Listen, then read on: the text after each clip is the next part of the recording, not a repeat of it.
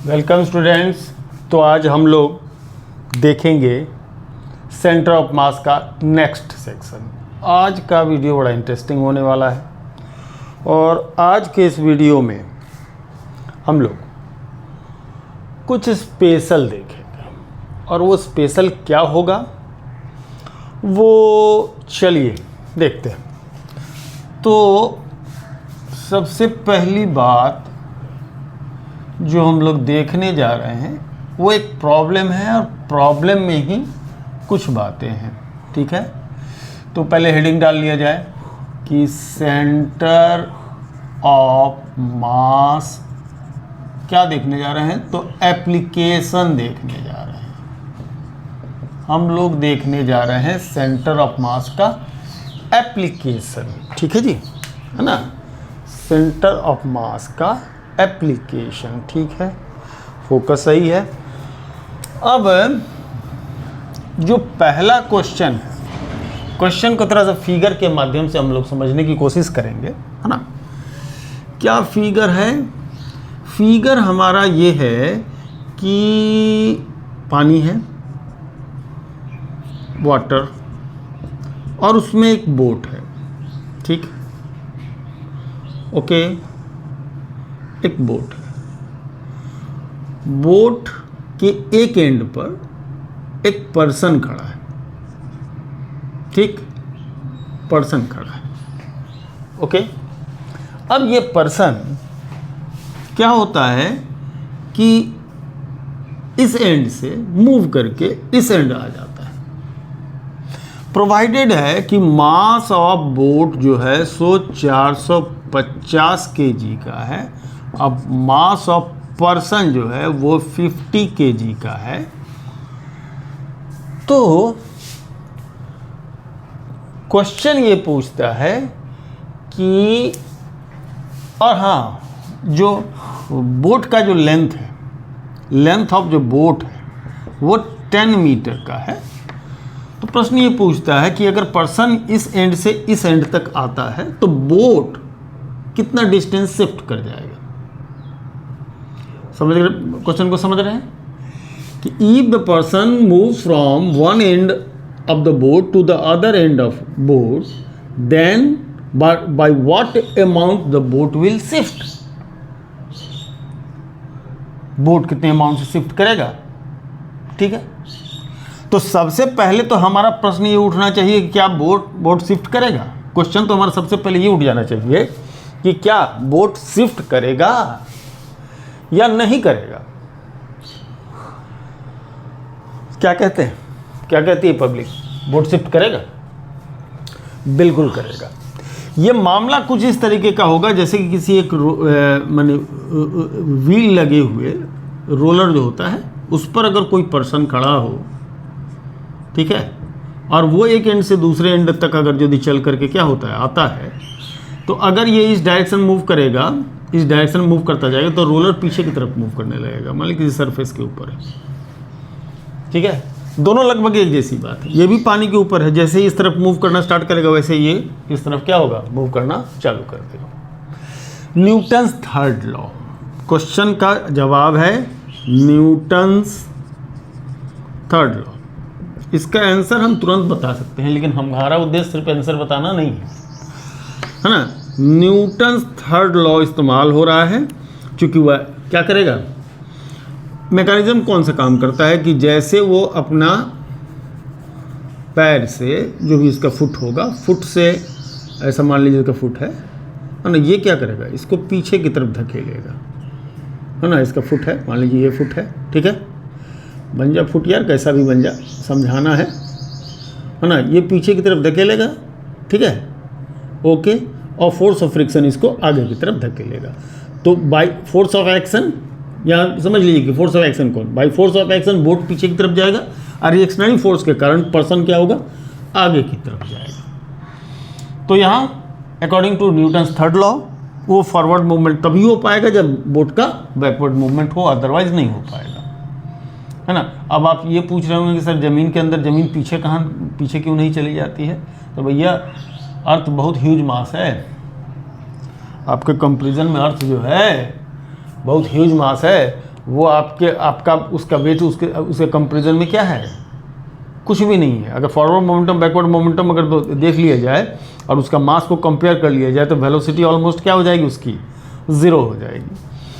चलिए, तो अर्थ वाला टॉपिक से मत उठा दीजिएगा, चूंकि उसका मास इनफाइनाइट है तो उसकी वेलोसिटी 0 होगी, है ना। Forward momentum backward momentum same अगर यदि ले लिया जाए, है ना, अगर कोई कंफ्यूज हो रहा हो तो एम भी और उसका कैपिटल एम भी, तो जब इस भी से इस एम का डिवीज़न होगा और एम ऑलमोस्ट क्या होगा, इनफाइनाइट होगा, तो इसकी वेलोसिटी 0 होगी। अर्थ पीछे नहीं जाएगा भैया, अर्थ पीछे नहीं जाएगा, समझ गए ना। तो अर्थ पीछे जाने होने वाला नहीं है। हाँ, बोट जाएगा, चूँकि 50 kg का पर्सन है, 450 kg का बोट है ना। रोलर कोस्टर तो और ज़्यादा, रोलर कोस्टर में तो और भी ये कहानी आएगी, ठीक है ना, है ना। क्योंकि पर्सन के हिसाब से रोलर कोस्टर और भी है, और भी क्या होगा, हल्का होगा। तो ऐसे कि रोलर कोस्टर ज़्यादा मूव कर जाएगा, पर्सन कम मूव करेगा, रोलर कोस्टर ज़्यादा मूव कर जाएगा। थोड़ा सा मूव करेगा, अगर एक कदम भी आगे बढ़ाता है तो काफ़ी ये क्या होगा, पीछे की तरफ जाएगा। हाँ, अब सवाल उठता है कि ये पीछे की तरफ जाएगा और किस हिसाब से जाएगा, पीछे की तरफ जाएगा और किस हिसाब से जाएगा, ये भी समझने की बात है। चलिए, तो बात देखिए, अगर यदि centre of mass of the boat मान लीजिए यहाँ है, अब पर्सन है ये, तो चलिए इसी जगह पर पर्सन का सेंटर ऑफ मास मान लीजिए। इस पॉइंट को अगर सेंटर ऑफ द बोट कह लेते, centre of mass of the boat कह लेते हैं, ये पॉइंट हमारा centre of mass of the person है, लिटरली इसको पॉइंट मान करके चलते हैं, करेक्ट। तो ये 2 पार्टिकल सिस्टम के हिसाब से कहीं ना कहीं सेंटर ऑफ द सिस्टम का सेंटर ऑफ मास कहाँ होगा, इस पॉइंट पर होना चाहिए। सेंटर ऑफ द सिस्टम इस पॉइंट पर होना चाहिए, ठीक है जी, है ना। मैं थोड़ा सा पीछे आकर के देख रहा हूँ ताकि फोकस में आ रहा है कि नहीं। आज 4K में मैं शूट कर रहा हूँ इसको, तो सेंटर ऑफ द सिस्टम इस जगह पर होना चाहिए। अब क्या बता सकते हैं कि क्या डिस्टेंस होगा इसका, बिल्कुल बताया जा सकता है। कल मैं बताया भी हूँ कि कितने डिस्टेंस पर इसका जो होगा वो सेंटर ऑफ मास पर होगा। क्योंकि ये जो है यहाँ पर जो मास है, मास ऑफ द बोट कितना है, 450 kg का है, और मास ऑफ द पर्सन कितना है, 50 kg का है। तो अगर हम लोग इसको कल वाला जो रिलेशन है जो हम लोग पहले पढ़ चुके हैं, m1x1 = m2x2, अगर उस हिसाब से चलें, अगर उस हिसाब से चलते हैं, है ना, तो क्या होगा, देखिए सबसे पहली बात, यहाँ से यहाँ तक का डिस्टेंस कितना होगा, 10 मीटर का टोटल बोट है, तो इसकी डिस्टेंस कितनी होगी, ये डिस्टेंस कितनी होगी, जाहिर सी बात है 5 मीटर। कितनी होगी, 5 मीटर होगी। तो अगर इधर से ये इस डिस्टेंस को अगर आप इसको अगर x1 कह लेते हैं, तो जो x2 है जाहिर सी 5 - x1 होगा, ठीक है, 5 - x1 होगा। तो ऐसे में अगर हम x2 can be replaced by 5 - x1, ठीक है। m1 कितना, मतलब मास ऑफ किस क्या कह रहे हैं, बोट को कह रहे हैं, तो ये 450 ना, हाँ जी 450 है ना, 450। अभी हम क्वेश्चन नहीं लगा रहे कितना बोट शिफ्ट करेगा, वो नहीं, मैं पहले ये बता रहा हूँ कि कितने कहाँ पर वो सेंटर ऑफ मास होगा, है ना। हम लोग इस प्रॉब्लम को पूरी तरह से समझने की कोशिश कर रहे हैं। एक साधे सब सधे, सब साधे सब जाए। कोई भी एक कॉन्सेप्ट को जितना बेहतर समझ लीजिए, जितना भी बेहतर तरीके से हर एस्पेक्ट से आप देखिएगा, ज़्यादा कामयाब होइएगा, ये मेरा गारंटी है, ठीक है। मोदी वाली गारंटी नहीं, टीचर वाली गारंटी, ठीक है। x1 m2 की बात करते हैं तो कितना है वो 50, और ये 5 - x1, पता है 50 से 9 टाइम्स 9x1 = 5 - x1, तो ये 10x1 = 5, सो x1 = 0.5 मीटर, ठीक है जी। यानी कि इससे आधी मीटर की, इसके सेंटर से आधी मीटर की दूरी पर क्या होगा, उसका सेंटर ऑफ मास होगा। ठीक है, ओके, चलिए। तो ये रोलर कोस्टर वाले भाई साहब को हटा दिया जाए। जाइए भैया, अभी आपका काम नहीं है। रोलर कोस्टर नहीं, रोलर वाले। रोलर कोस्टर तो वो होता है, कौन, वो जो चलते हैं, बच्चे लोग जाते हैं घूमने के लिए, घूमते मूव करते हैं, रोलर कोस्टर। चलिए, तो 0.5 मीटर। ओके, अब प्रश्न क्या है कि अगर ये पर्सन इधर से इधर की तरफ क्या होगा, जाएगा, क्या मैकेनिज्म होगा, क्या मैकेनिज्म होगा पता है? और किस स्पीड से जाएगा, और किस स्पीड से जाएगा इसको छोड़ दीजिए इस जगह पर, ताकि वो धीरे धीरे जाएगा तो हम लिटरली हम लोग मान के चले क्वासी स्टैटिक प्रोसेस होगा। इस जगह पर तो हमको स्टैटिक प्रोसेस ही लेकर के चल रहा है। तो किस तरह से डिस्प्लेस होगा, इसके बाद हम कुछ क्वेश्चन लेने वाले हैं जिसमें हम बता देंगे कि किस एक कुछ बातें आएंगी जिसमें ये बात होगी, है ना। मैंने समझिए कि इसको कुछ होता है ना, जैसे कि एक ऑब्जेक्ट को हम ऊपर की तरफ फेंकते हैं, फेंक दिया, एक सर्टन वेलोसिटी से ऊपर की तरफ जा रहा है या धीरे धीरे उसको लेके जा रहा है।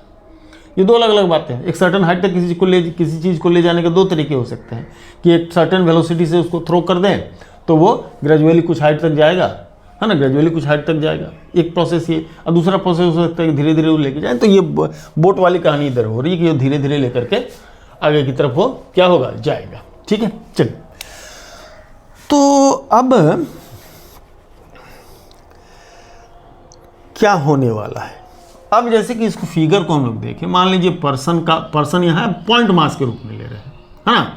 ये centre of mass of the person है, ये centre of mass of the क्या है, बोट है, और ये थी हमारी क्या, सेंटर ऑफ द सिस्टम। अब इसको पॉइंट पॉइंट की तरह करके अब इसको समझने की कोशिश कीजिए। ठीक है, अब देखिए जरा से यहाँ पर, जैसे ये अब इस जगह से थोड़ा सा बड़ा ले लिया जाए तो मजा आएगा, है ना। तो एक बड़ी सी लाइन लीजिए तो समझ में ज़्यादा मजा आएगा, है ना जी। थोड़ा इधर ले लीजिए ताकि जो बात मेरे को दिख रही है, हाँ, ये देखो, ये है, यहाँ पर बोट है, आधी बोट ली जाए, पूरा लाइन लो, ये 10 मीटर का बोट है। ठीक है, यहाँ पर्सन खड़ा था, ठीक है, ये सेंटर ऑफ द बोट है, ठीक है, और यहाँ सेंटर ऑफ द सिस्टम होगा, इस एंड तक उसको आना है। ओके, यही कहानी है, यहाँ ले लिए, ठीक जी। चलिए, अब हम लोग क्या कर रहे हैं कि ये जब इधर शिफ्ट होगा, देखिए क्या कहानी होगी। कहानी ये होगी कि जब ये जो है यहाँ पहुँचेगा, पहले यहाँ था ना, है ना, तो जब ये यहाँ पहुँचेगा, ये जो हमारा बोट है ये थोड़ा शिफ्ट करेगा, माने ये ज़्यादा शिफ्ट करेगा, है ना, 1:9 के रेशियो में शिफ्ट करेगा। ये 9 शिफ्ट करेगा तो ये 1 शिफ्ट करेगा, क्योंकि इनका मास का रेशियो क्या कैसा है, 9:1 का है ना, 9:1 का है ना। तो शिफ्टिंग का जो नेचर होगा वो बड़ा इंटरेस्टिंग होगा, है ना, और शिफ्ट करेगा 1:9 के रेशियो में शिफ्ट करेगा। मतलब ये जब इधर से शिफ्ट करना चाहेगा, ये ज़्यादा शिफ्ट करेगा तो ये कम से, इसीलिए हम रोलर वाले कहानी में बताए, रोलर काफ़ी लाइट होगा तो मासेस की जो उसके रेशियो होंगे, तो मास ऑफ द पर्सन ज़्यादा होगा, रोलर क्या होगा, हल्का होगा।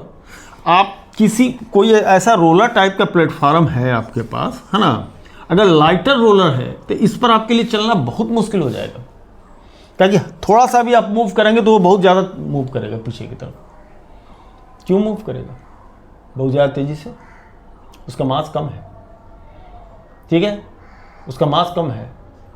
तो कोई जन हमसे पूछेंगे कि सर मास कम है लेकिन जितना हम मूव कर आगे की तरफ उतना ही पीछे की तरफ होना चाहिए। नहीं, forward momentum backward momentum same आएगा, है ना, forward momentum backward momentum same होगा। तो उसका मास कम है, उसमें ज़्यादा वेलोसिटी होगी, ज़्यादा तेज़ी से पीछे की तरफ भाग जाएगा, है ना।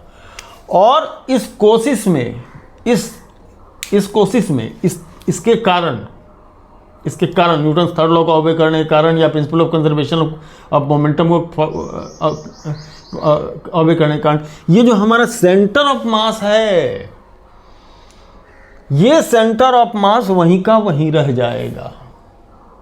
मतलब ये कि सेंटर ऑफ, ये इसका इनका मूवमेंट कुछ इस तरीके से होगा कि ये सेंटर ऑफ मास पर कोई असर नहीं पड़ेगा, क्योंकि बाहर से कोई एक्सटर्नल फोर्स लग नहीं रहा है इसमें। तो जब बाहर से कोई एक्सटर्नल फोर्स इसमें लग नहीं रहा है तो ऐसे सिचुएशन में होगा क्या, माने मूवमेंट का तरीका कुछ इस तरीके का होगा कि सेंटर ऑफ मास अनअफेक्टेड रहेगा, वहीं का वहीं पड़ा रह जाएगा सेंटर ऑफ मास।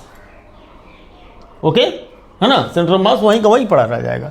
मतलब ये 9 यूनिट में आएगा तो ये 1 यूनिट में जाएगा। मतलब ये जब यहाँ से चल के 4.5 यूनिट 4.5 मीटर चलेगा तो ये 0.5 मीटर आएगा। और पता है ना, तो पता है कि ये इधर आता जाएगा और ये भी इसके क्लोज होता जाएगा, ये भी इसके क्लोज होता जाएगा, है ना, ये भी इसके क्लोज होता जाएगा। और ये जैसे जैसे इसके क्लोज होता जाएगा ये भी इसके क्लोज होता जाएगा। ये ऐसे ऐसे ऐसे आएगा, ये तेजी से आएगा, ये धीरे से आएगा, ऐसा, है ना, एकदम। यहाँ जो है ना, इमेजिनेशन पावर बढ़ाइए, हर चीज़ दिखता नहीं है, कुछ इमेजिन करनी पड़ती। और इमेजिनेशन का तो पूरा खेला ही है फिजिक्स, कि कितना बेहतर आप इमेजिन कर पाते हैं। प्रैक्टिकल करके देखना अच्छी बात है, कर सकते हैं, किसी को नाव पर खड़े करके उसको चला करके अब देख लीजिए कि आपको लगेगा पर्सन जा रहा है, नाव लगभग नहीं के बराबर चल रहा है, लेकिन खिसकेगा जरूर। अगर वहाँ कोई मार्किंग डाल के देखा जाए तो हमारा बोट खिसकेगा जरूर। ठीक है जी, फोकस ज़रा देख लें, बीच में कहीं इधर उधर तो ना हो गया हो। ठीक है, चलिए, सही है फोकस।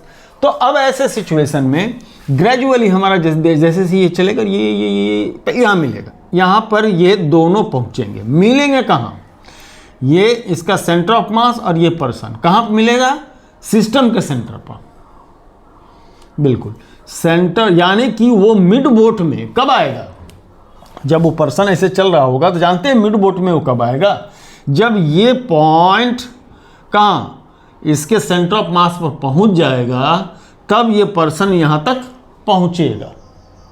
करेक्ट है ना।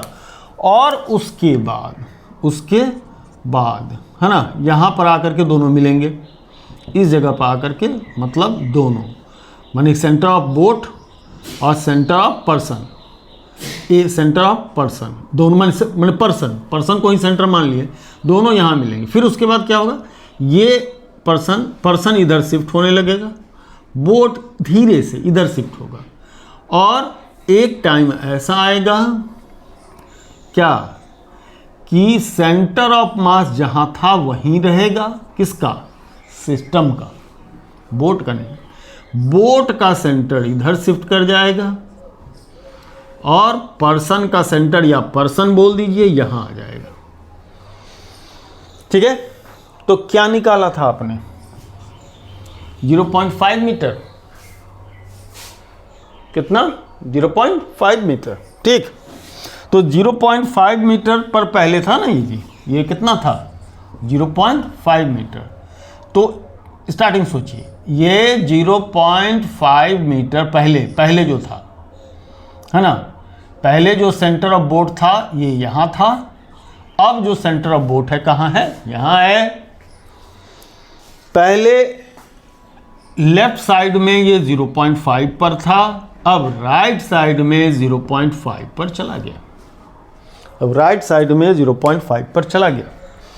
इसका मतलब अब तो इजीली कोई बता देगा कितना डिस्प्लेसमेंट हुआ है बोट में। What is the displacement in the boat, boat में कितना डिस्प्लेसमेंट हुआ।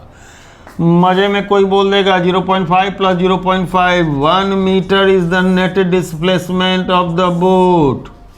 पर्सन कितना किया, 10 मीटर। बोट कितना किया, 1 मीटर। पर्सन किया 10 मीटर तो बोट किया 1 मीटर। करेक्ट है ना। तो ये हमारी कहानी होगी। इस क्वेश्चन का जवाब बहुत ही सिंपल, एक लाइन की है, लेकिन इसके अंदर का जो टोटल मैकेनिज्म है, जो कॉन्सेप्ट है, वो बड़ा है।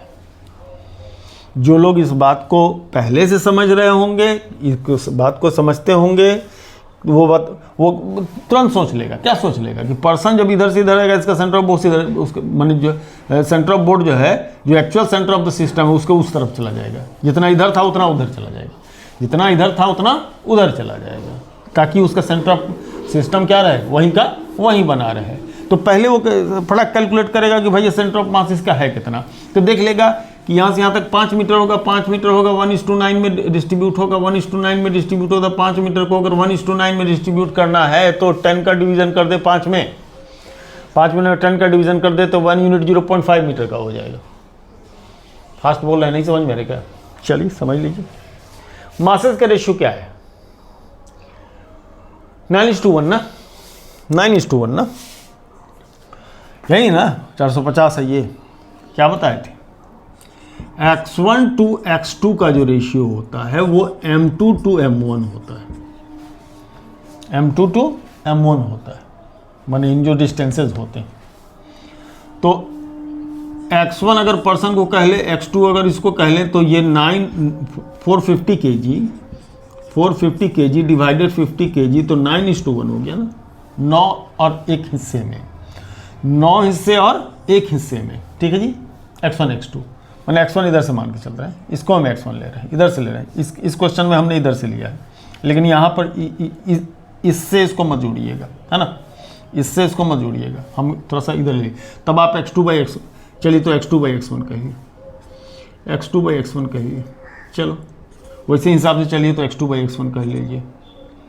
x2/x1 कितना होगा? 9:1, यानी 9 हिस्से इधर से, 1 हिस्से इधर से, 10 हिस्से कुल किए जाएं, 5 मीटर के 10 हिस्से किए जाएं, 5 मीटर के 10 हिस्से किए जाएं, कितने होंगे? 0.5, एक हिस्सा 0.5। तो हमारा इधर से x1 कितना है? एक हिस्सा, मतलब 0.5। तो 0.5 क्या होगा? Centre of system, centre of board से 0.5 मीटर राइट हैंड साइड में होगा। तो ऐसे सिचुएशन में जब ये मूव करना चालू करेगा तो ये धीरे धीरे ऐसा मूव करेगा, ऐसा करते करते या क्रॉस करेगा, तो 0.5 उधर चला जाएगा। तो net displacement in the board जो होगा 0.5 + 0.5 1 मीटर, करेक्ट है ना। 30% 40% क्वेश्चन किसी भी कंपटीशन में ये ऐसे ही होते हैं। जो यहाँ अगर कॉन्सेप्ट में है तो आप फटाक दे लगाएंगे, ग्राफिकल रिप्रेजेंटेशन, बड़े बड़े डेरिवेशन या कोई फार्मूला लगाना, ये बात की बात है, लेकिन 30 to 40% क्वेश्चन तो ऐसे ही होते हैं। चलिए इसके बाद हम एक और क्वेश्चन आपको दिखाते हैं जिसमें ये कुछ बातें आएंगी, है ना, बातें आएंगी। और ऐसे कोई क्वेश्चन ये अपने ये प्रॉब्लम तो है, लेकिन क्या फिगर होगा वो हम लोग खुद से लेते हैं। हम लोग किसी की बुक का फिगर नहीं लेंगे, हम लोग खुद का अपना फिगर लेंगे।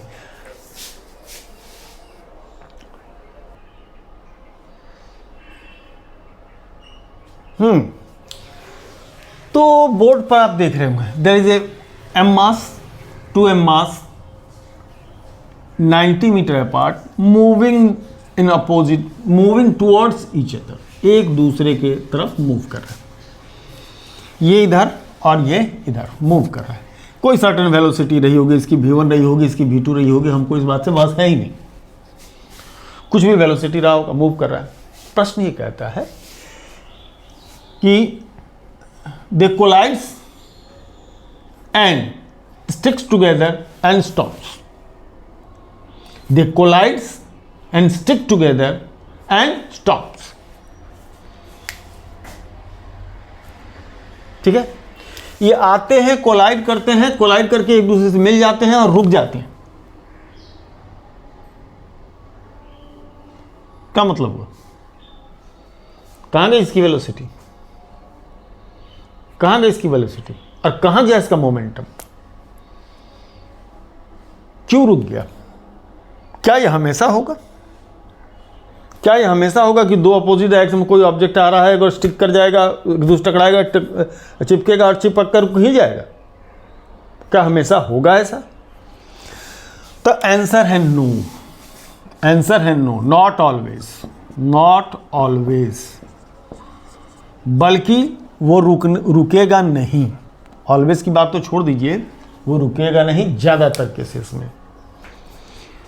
तो होगा क्या और क्यों नहीं रुकना चाहिए? रुकना इसलिए नहीं चाहिए कि the system as a whole must have a certain momentum. System as a whole मतलब पार्टिकल 1 एंड पार्टिकल 2 के पास एक सर्टेन मोमेंटम होगा, और अगर इनके पास सर्टेन मोमेंटम है then the center of mass will be moving by that momentum. Okay, center of mass will be moving by that momentum. मतलब कि जब ये m मास और 2m मास या जो कोई भी मास m1 या m2 क्या अपोजिट डायरेक्शन में जा रहा है या सेम डायरेक्शन में जा रहा है ना, the sum of the momentum, उस सिस्टम का momentum, sum of the momentum, vector sum of their momentum, that will be what? The momentum of the system. And by that momentum of the system, the center of mass will be moving. Center of mass उसी momentum से क्या कर रहा होगा? Move कर रहा होगा, right? चाहे जहां पर भी वो center of mass हो, ठीक है? वो तो कैलकुलेशन की बात है कि उसका center of mass आएगा कहां पर, है ना? तो ऐसे में क्या होगा? ऐसे में क्या होगा? ऐसे में हमारा अगर ये कहता है कि रुक जा रहा है, इसका मतलब कि momentum of first mass that is P1 और P2, यानी कि इनका जो सम है P1 प्लस P2, अगर इनिशियल मोमेंटम हुआ तो by law of conservation of momentum अगर कह रहा है कि फाइनल मोमेंटम 0 है, तो इसका मतलब कि इनिशियल मोमेंटम भी 0 रहा होगा। मतलब कि P1 प्लस P2 0 रहा होगा, यानी P2 माइनस ऑफ P1 रहा होगा। ठीक है, ये तो इससे आउटकम निकालने की बात है। और जब फाइनल मोमेंटम 0 होगा तो इनिशियल मोमेंटम 0 रहा होगा, तो इनिशियल मोमेंटम अगर 0 रहा होगा, इसका मतलब सेंटर ऑफ मास क्या रहा होगा? In rest.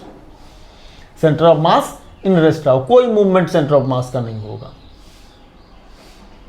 करेक्ट, कोई भी मूवमेंट सेंटर ऑफ मास का नहीं रहा होगा। ठीक है, मैंने सेंटर ऑफ मास रेस्ट में था इस जगह के लिए, अगर ये कह रहा है कि रुक गया होगा, तो अब ये प्रश्न उठता है कि फिर सेंटर ऑफ मास रेस्ट में रहा होगा, तो ऐसे सिचुएशन में या सेंटर ऑफ मास में कोई डिस्प्लेसमेंट भी नहीं, अगर रेस्ट में है तो सेंटर ऑफ मास में कोई डिस्प्लेसमेंट भी नहीं होगी, चाहे कोलिजन से पहले हो या कोलिजन के बाद हो, सेंटर ऑफ मास में कोई मूवमेंट भी नहीं होगी। तो भैया इसका मतलब कि ये जहां जाके रुकेंगे वही हो, क्या होगा उसका सेंटर ऑफ मास होगा, या एक इस तरीके से, या ये कहें ये जा करके वहीं टकराएंगे जहां इनका सेंटर ऑफ मास होगा। Correct, they will collide at centre of mass, the masses will collide at the center of mass if initial momentum final क्या रहा हो? 0 रहा हो। इनिशियल मोमेंटम फाइनल मोमेंटम क्या रहा हो? 0 रहा था। अब जब पूछ रहा है कि कहाँ पर कोलाइड करेगा, तो अब क्या करना है? कोलाइड करेगा सेंटर ऑफ मास पर। मैंने कहानी क्या है, आप उसका सेंटर ऑफ मास निकाल लीजिए, सेंटर ऑफ मास निकाल लीजिए। चलिए कितना निकालिए, यहाँ होगा 2 मीटर, 1 मीटर इस साइड में होगा, है ना। ये इसको x1 कह लीजिए, इसको x2 कह लीजिए। क्या होगा? 2:1 के रेशियो है, 2 और 1 के रेशियो में जाएगा ये 60 और 30, 60 और 30। तो 60 और 30 की बात करें तो ये 30 हो जाएगा और ये हो जाएगा 60। ये 30 मीटर और ये 60 मीटर। आंसर दे दीजिए कि कहाँ कोलाइड करेंगे? ये कोलाइड करेंगे किस पर? 30 मीटर के ऊपर, माने 2m मास से 30 मीटर पर, और इससे कितना है? 60 मीटर के ऊपर। ठीक है, बात समझ में आ गई? अगर जिनको इतना फास्ट नहीं लगा सकते हैं तो चलिए m1x1 इक्वल टू m2x2 कर लीजिए, है ना।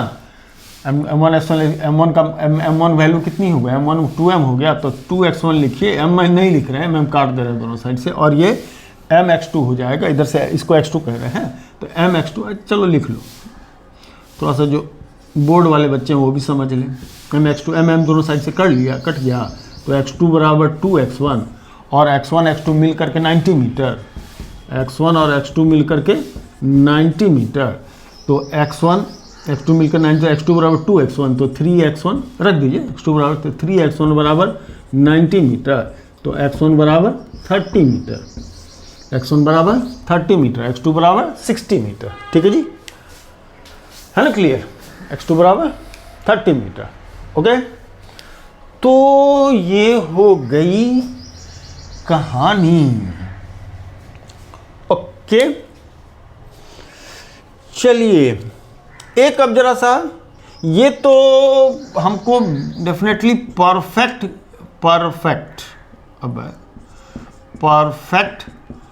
Elastic inelastic collision, perfect inelastic collision की बात हो रही है। तो अगर same situation perfect elastic collision का अगर कोई क्वेश्चन होता तो क्या बनता?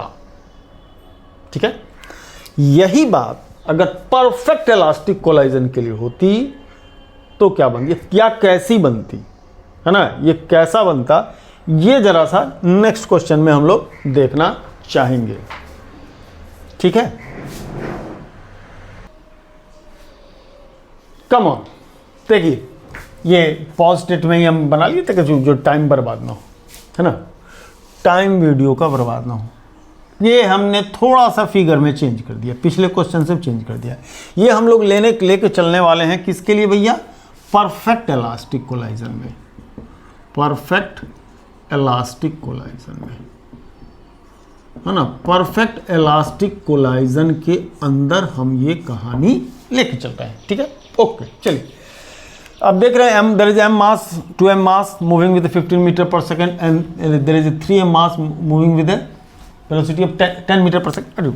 ये फिगर नहीं भी लिया सकता था इस क्वेश्चन के लिए, ले लिए हैं हम, ले लिए हैं ताकि कुछ बात आपको समझे। ये नहीं है, थोड़ी देर पहले मान के चलिए ये नहीं है ना। A 2m and 3m mass are moving at 100 meter apart, are moving on the same straight line towards each other. They collides and remains in contact for a while and then rebounds with the same speed. मतलब जिस speed से ये टकराते हैं उसी speed से rebound हो जाते हैं। ठीक है, उसी स्पीड से क्या हो जाते हैं? ये रिबाउंड हो जाते हैं। Okay, then at what point they collides each other, किस पॉइंट पर ये एक दूसरे से कोलाइड करेंगे? ओके, क्या मतलब है कि जिस स्पीड से ये आ रहे थे कोलाइड करने के बाद उसी स्पीड से ये वापस एक दूसरे से क्या हो रहा है? वापस जा रहे हैं। ठीक है, वापस जा रहे हैं। तो जो इनका इनिशियल मोमेंटम रहेगा उनका वो क्या हो गया? फाइनल मोमेंटम हुआ। मतलब अगर मोमेंटम इनका सम ऑफ मोमेंटम की बात करें, है ना, तो इनिशियल मोमेंटम जितना पहले से इधर था उतना ही रह गया, और कह रहा है कि सेम इससे रहा होगा। अगर इनका मोमेंटम सेम नहीं रहा होता, है ना, अगर इनका मोमेंटम सेम नहीं रहा होता तो ऐसे सिचुएशन में वो सेम स्पीड से रिबाउंड नहीं होंगे। हम लोग इसको इलास्टिक कोलाइजन वाला यूनिट लगा करके हम लोग क्या कर सकते हैं? इसको देख सकते हैं। इसका मतलब कि जब ये आ रहे हैं, आ करके टकरा रहे हैं, टकरा करके जब वापस जा रहे हैं, है ना, टकरा करके जब ये वापस जा रहे हैं, ऐसे सिचुएशन में सेम स्पीड से, यानी कि मोमेंटम भी सेम हो गया। इसका मतलब कि फाइनल मोमेंटम इनिशियल मोमेंटम तो सेम हुआ, करेक्ट है ना। लेकिन अगर डायरेक्शन चेंज हो गया, डायरेक्शन क्या हो गया, चेंज हो गया, तो डायरेक्शन अगर उसका चेंज हो गया, जो मोमेंटम इसका रहा था उसके जो मोमेंटम, अगर डायरेक्शन इनकी चेंज हो गई तो एक्सचेंज ऑफ वेलोसिटी, मान लीजिए इक्वल मोमेंटम नहीं रहा होता, इक्वल मोमेंटम नहीं रहा होता तो रिबाउंड करके सेम स्पीड तो नहीं मिलता इनको, सेम स्पीड तो नहीं मिलता। अगर हम लोग वो वाला फार्मूला जो v2 v1 निकालने वाला फार्मूला है उससे अगर चेक करें से अगर मोमेंटम इनकी सेम नहीं हो तो उसको से चेक करें तो हम लोग को u1 बराबर v1 ऐसा नहीं मिलेगा, है ना, माइनस u1 नहीं मिलेगा, है ना, माइनस u1 नहीं मिलेगा। इस चीज़ को हम लोग चाहे तो उस फार्मूला से वहाँ से चेक करके बतला सकते हैं।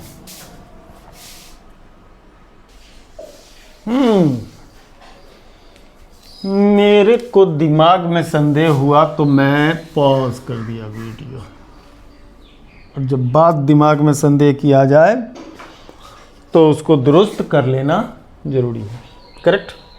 चलिए, जब ये जो फार्मूला था ना v1, मैंने बोला था कि चेक कर लीजिए, नहीं होगा ना जी, होगा।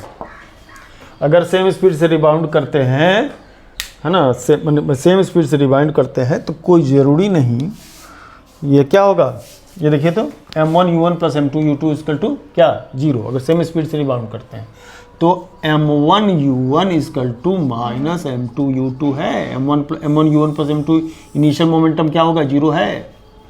एक कैलकुलेशन में कर भी दिया इसको कि एक दिमाग में संदेह रहे नहीं, इसके लिए मैंने कैलकुलेशन कर दिया। हमने क्या ले लिया, v1 का फार्मूला जो m1 माइनस m2 अपन m1 प्लस m2 u1 था प्लस 2m2 अपन m1 प्लस m2 u2 था, ठीक है जी, ओके। चलिए, इसमें हमने v1 को माइनस u1 ले लिया कि मतलब ये रिबाउंड करके सेम स्पीड से आता है। जब हमने इसको रखा, सॉल्व किया, तो हमने देखा m1 u1 plus m2 u2 equal to 0, मतलब इनिशियल मोमेंटम 0 रहा होगा, इनिशियल मोमेंटम 0 रहा, यानी कि जो मेरी सोच थी वो बिल्कुल सही थी। ये जो सोच थी हमारी बिल्कुल सही थी कि मोमेंटम इनिशियल 0 रहा होगा तो फाइनल मोमेंटम भी क्या रहा होगा, 0 होगा। सस्पिशन मैं नहीं छोड़ना चाहता था, इस वजह से हमने इसको डिराइव करके किया।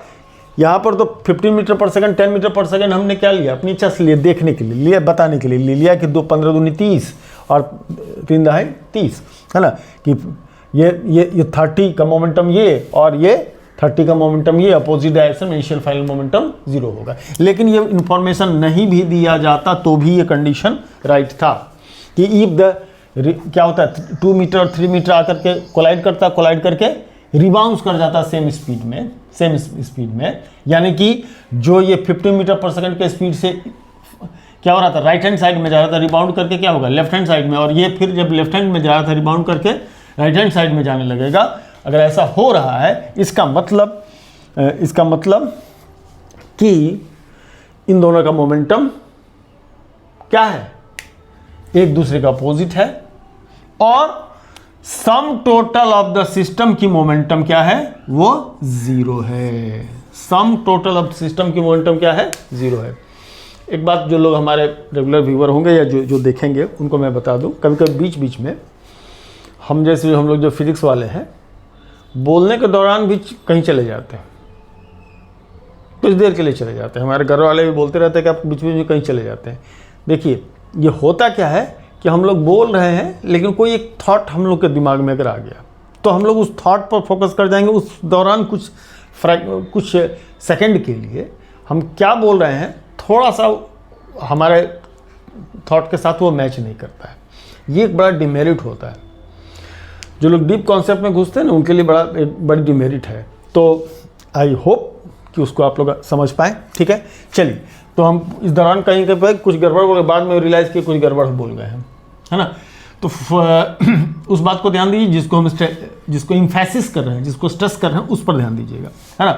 तो सिस्टम की इनिशियल मोमेंटम भी क्या थी, जीरो रही होगी और फाइनल भी जीरो होगा अगर रिबाउंड कर जाएगा सेम स्पीड में परफेक्ट इलास्टिक कोलाइजन के केस में।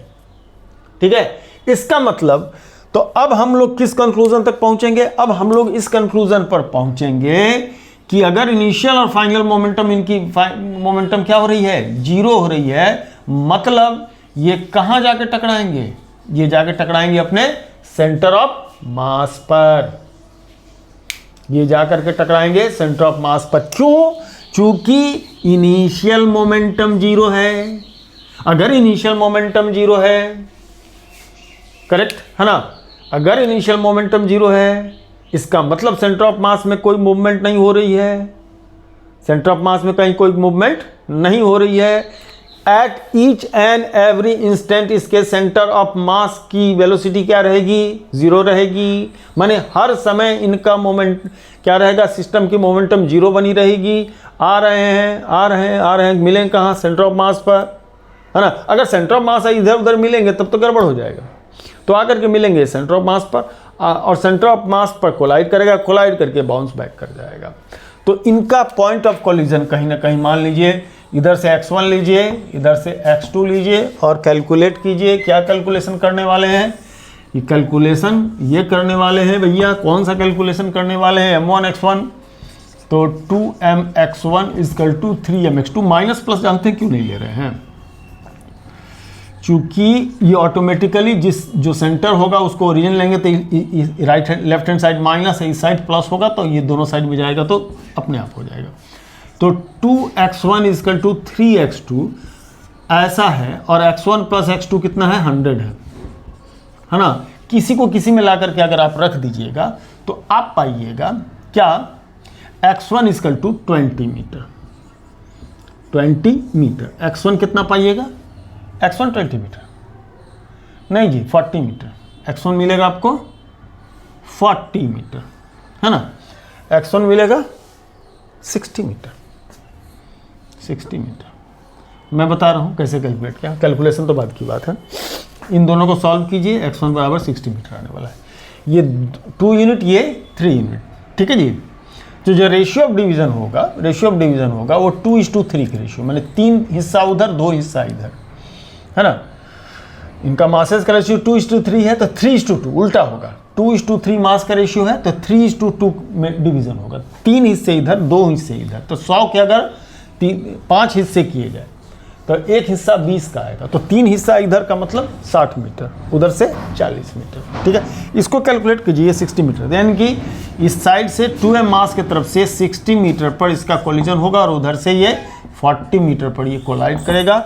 मेन कहानी इसका सेंटर ऑफ मास निकालना नहीं है। सेंटर ऑफ मास निकालना अगर यदि कोई बता दे तो सिंपल हो। मेन कहानी इसकी कॉन्सेप्ट है कि अगर वो रिबाउंड कर रहा है वो सेम स्पीड से, अगर दोनों रिबाउंड करके वापस जाने लगेंगे, आए टकराए और सेम स्पीड से रिबाउंड करके वापस जाने लगे, मतलब इनिशियल और फाइनल मोमेंटम दोनों उनका क्या है, जीरो है। और जब इनिशियल और फाइनल मोमेंटम दोनों की इनकी जीरो होगी, ऐसे सिचुएशन में सेंटर ऑफ मास में की वेलोसिटी जीरो रही होगी, और सेंटर ऑफ मास की वेलोसिटी अगर जीरो रही होगी, इसका मतलब ये हो गया कि they will collide at the centre of mass.